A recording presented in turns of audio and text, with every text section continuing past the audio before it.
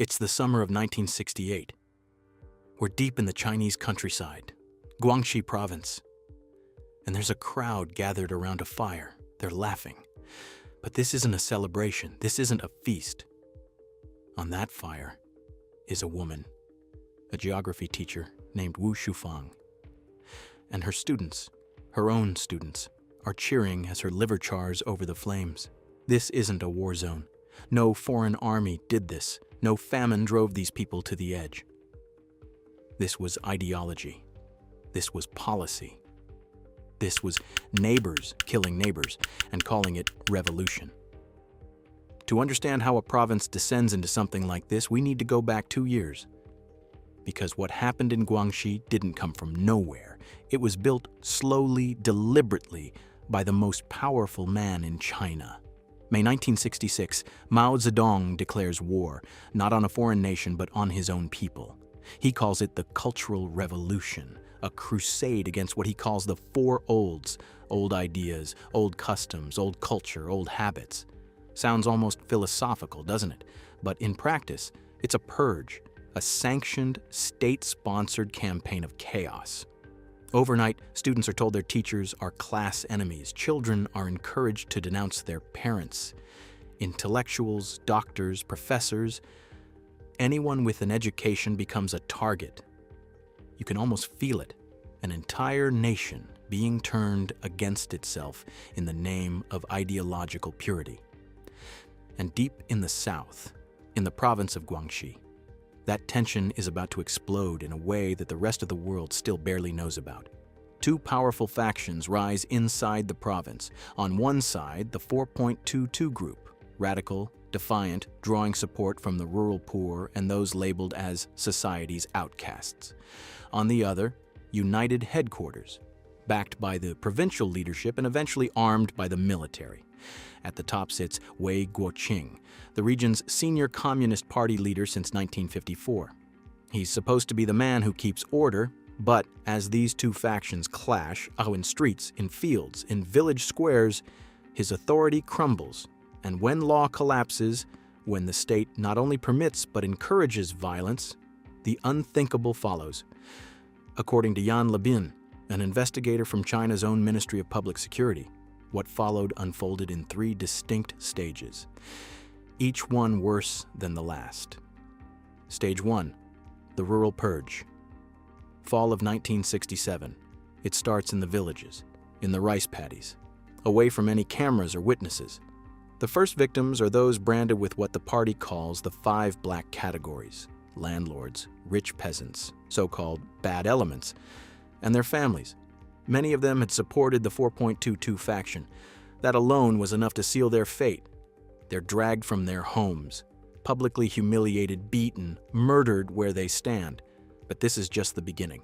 Stage 2, the committees take control.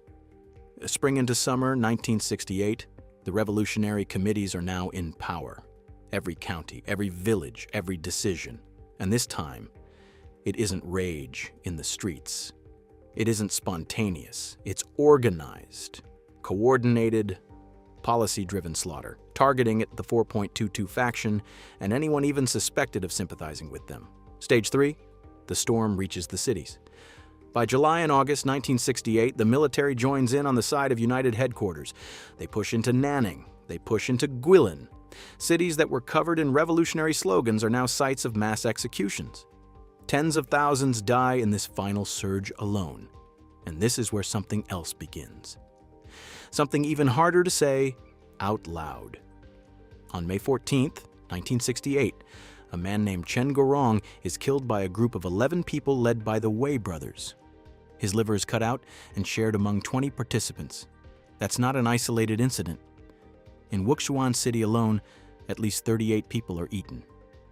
Initial reports documented 137 cases of cannibalism across the province. Later researchers uncovered over 412 named victims eaten across 27 counties. A passing villager is killed simply because someone decided he looked fat. His body is divided among dozens of people.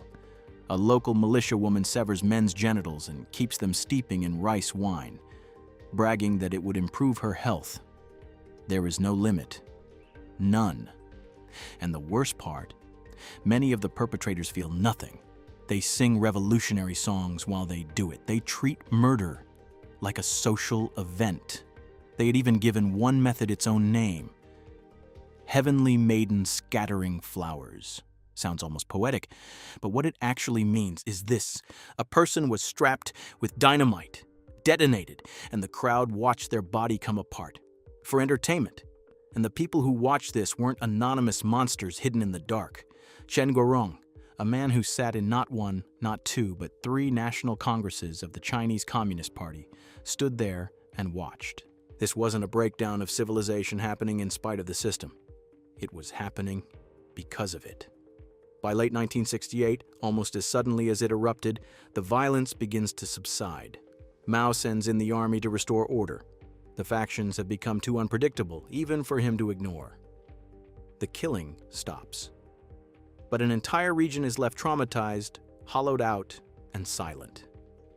When the Cultural Revolution finally ends in 1976, after Mao's death, China tries to move forward without ever looking back. But in Guangxi, the ghosts don't go anywhere. In the early 1980s, the new government quietly sends investigation teams into Guangxi. One internal report puts the total death toll at as high as 150,000 people killed during the frenzy.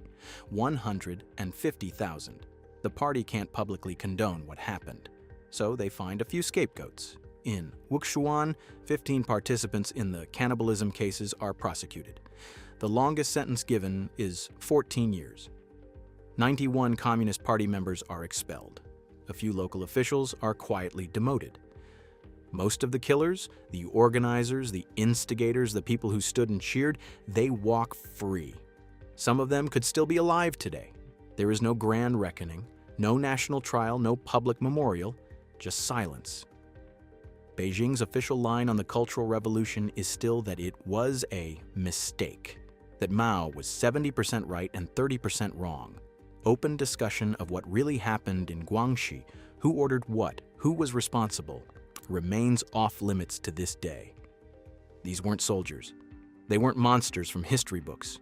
They were teachers, students, farmers, neighbors, people who, in the space of 2 years, were convinced by their own government that the person standing next to them was an enemy worth destroying. The Guangxi Massacre wasn't driven by famine. It wasn't survival. It was ideological rage taken to its absolute horrifying extreme.